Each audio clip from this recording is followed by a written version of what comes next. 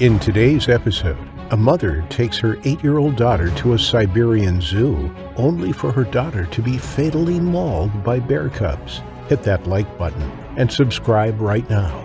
This is the terrifying bear attack on 8-year-old Ivanka. Welcome to Final Affliction.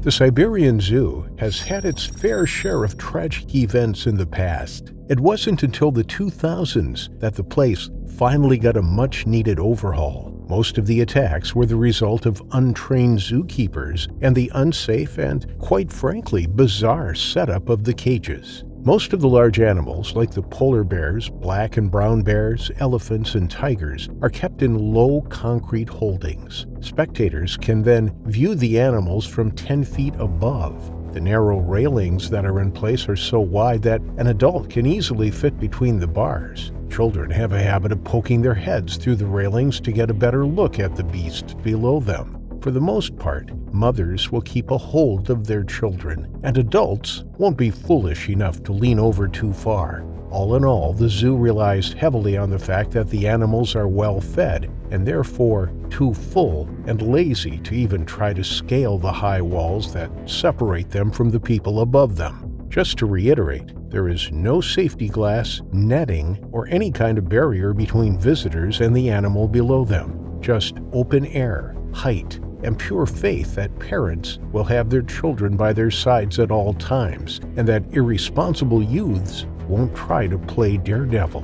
This terrible design flaw is the reason that the tragic events of our story today played out in September 1999.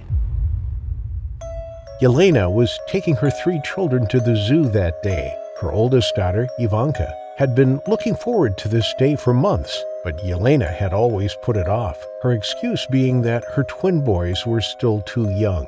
But now that they were walking and running around, she deeply regretted not taking them when the twins were still in strollers. Matvey and Ivan were a handful, but at least Ivanka was an observant and easy child, and she was an excellent big sister. At 8, Ivanka often kept her brothers occupied, while their mother cooked, cleaned, or whenever she had her hands full. The girl just adored her brothers, and she felt awfully important when she was tasked with keeping an eye on them. But even an unusually responsible and attentive child like Ivanka had more than enough to distract her from being her normal calm and well-mannered self in an exciting place like the Siberia Zoo, situated in the heart of Moscow. No one in the family had ever gone to any sort of animal park before, so even Yelena was a little awestruck at the sight of the hyenas, wolves, and polar bears that were on display.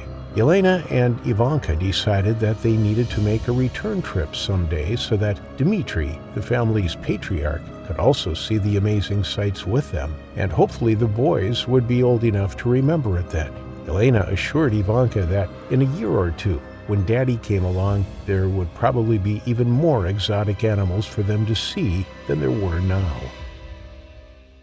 Right at the entrance was a petting zoo, and Ivanka took a short ride on a pony. The little family fed the goats and chickens, but they avoided the mean geese who chased Ivan and Matvey. Then came the African animals, ostriches, buffalo, a few different bucks, leopards, and cheetahs. The leopards and cheetahs weren't set up like the rest of the animals. These limber predators could climb just about anything, and the big cats, it seemed, were the only predators that ever attempted to scale the walls of their enclosures, so they were kept in cages or in concrete holdings that had netting spun over them. In front of the cats, there was always a handler or a security guard who kept the crowd a few feet away. The cats had a habit of reaching their claws through their bars, and they could easily snatch a person if they wandered too close. They looked at the wild boars and cages full of bright birds, and then they visited the reptile house. But Ivanka didn't like this at all. The little girl decided that snakes and scaly things were icky and gross. The place was also swelteringly hot. They were all dressed in puffy jackets, scarves, and gloves.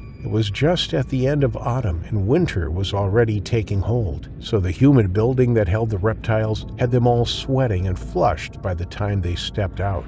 The twins were not happy at all about leaving. They liked the lizards and snakes much more than their big sister did, and this was around the time that the boys became cranky and difficult. It was already noon, and by now they'd usually be down for a nap. The next stop was the monkeys and baboons, but even the apes started making a racket when the crying and screaming twin boys wailed past their holdings. After a stern look from one of the handlers, Yelena herded her children back the way they had come. Ivanka pouted. She knew that if the babies became difficult enough, their trip would be cut short. They'd already been through the whole grounds, and they'd technically seen every animal there. But Ivanka was hoping she'd be able to go past the elephants again. Sometimes the zookeepers allowed children to throw treats at the elephants, and maybe if they hung around long enough, she'd get a turn too.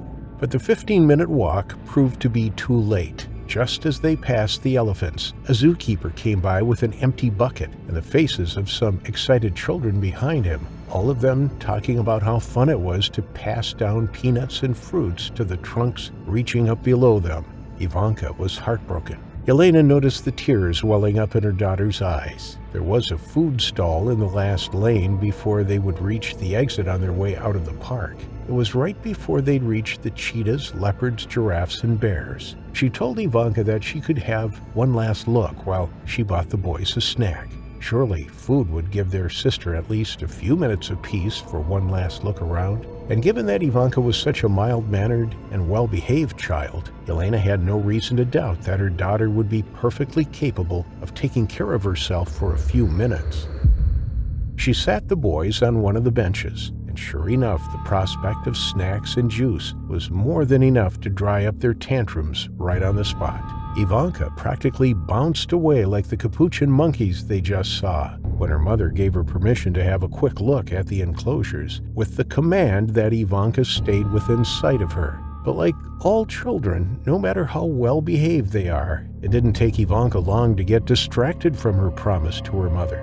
She got to feed the enormous giraffe and went for one last look at the lazy cheetah waving its tail as it lay on a rock. And just past the feline was the bear enclosure that held the black bear cubs. It was just around the corner, and it didn't occur to her that it was just far enough to be out of her mother's view. Ivanka hadn't gotten a good look at them before, and she still had a handful of pellets left over that the giraffe hadn't eaten from her hand. So she wandered over to the railing, expecting to see tiny, fuzzy cubs. But they weren't at all as cute and cuddly as she expected. The two larger bears were almost fully grown, and they were enormous. But she did spy some smaller, fuzzy cubs rolling around in a furiously cute game of wrestling. Ivanka sat right against the railings, looking down at the game playing out 8 feet below her. She was sitting next to an older boy who was leaning his whole upper body through the bars. He was yelling obnoxiously at the cubs, trying to get their attention. Ivanka thought he was very rude and loud,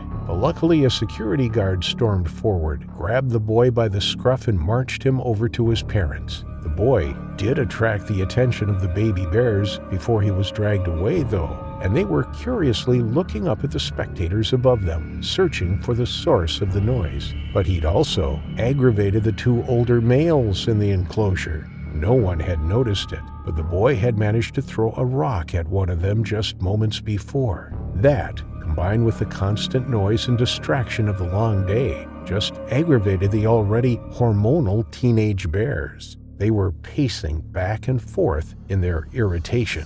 Ivanka leaned her head over the edge of the concrete to get a better look at the little bears below her, and she started throwing the snacks down to them one by one. To her delight, they just gobbled them right up, and she soon finished all of the pellets in her gloved hand. Once the food was gone, the animals lost interest and started seeking entertainment elsewhere. Ivanka leaned over even more, keeping them in her sights as long as possible. Just then, the spiteful child was back, yelling for the cubs to come back. Ivanka jumped when he suddenly screamed just above her head, but she wasn't the only one to be startled. The two larger bears also reacted, and as Ivanka looked up at the lad to tell him to keep quiet, the pair rushed at the wall. Ivanka, looking up, didn't see what the crowd did. One of the males stormed at the wall and stopped short, just below the boy growling at him. But the other one did not stop. With a surprising burst of speed for the 300-pound animal, it leaped up at the wall, its paws outstretched. The boy backed away so quickly that he tripped over his own feet and landed flat on his rump, right next to Ivanka, who was still on her knees, leaning halfway over the railing. The bear jumped high, but its head reached 2 feet below where the girl sat. It stretched out its body for maximum reach and swiped a paw in the direction of where the shouting had come from.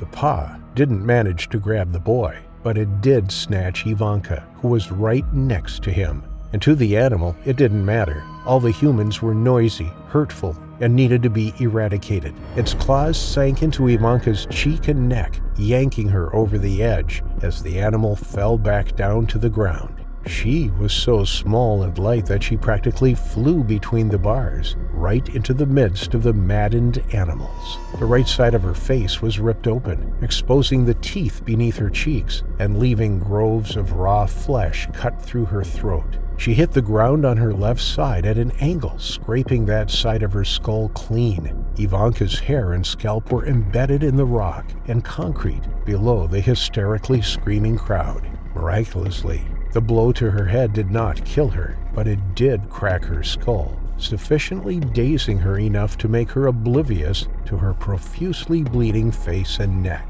She even managed to push herself up with her arms and get to her feet. For a moment she wondered vaguely where she was and why she couldn't see out of her left eye. She did not realize that it was a flap of her scalp that had fallen over her eye, obscuring her vision. But behind her, the bear was also on its feet, and it bounded around, searching for the human it had managed to get its claws into. With the same unbelievable speed, it charged. The crowd gave a collective gasp as the massive body slammed the girl off her feet, pinning her face down on the ground. Ivanka only knew that she'd hit the ground again. Completely bemused and barely conscious, she did not realize that the violent shaking and crushing weight on her back was from the beast on top of her, clawing through her winter jacket and sinking its teeth into the back of her head. It grabbed hold of her blonde hair and reared back, breaking Ivanka's neck as it yanked her backward. And so, before 8-year-old Ivanka could even comprehend what was going on,